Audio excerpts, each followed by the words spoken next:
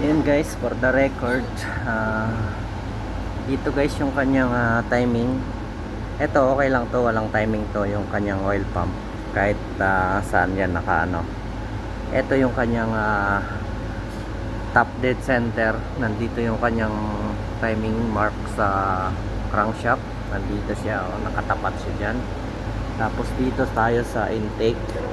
Ayan, nakatapat din siya dito. At dito din sa exhaust, tapat din siya sa kanyang mga dot. At mayroon siya ditong gatla.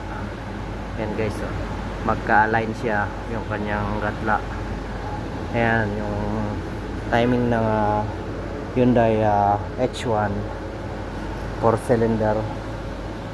Okay guys, tsaka dito naman sa mga cam loop nya, camshaft nya, magkatapat din yung kanyang ayan, number 1 magkatapat. Tapos ito cylinder number 2, yung exhaust nya naka-open, at saka ito naman naka-close. Ayan, naka-open naman yung isa. Ayan, tapos ayan. Okay, so ayan lang guys.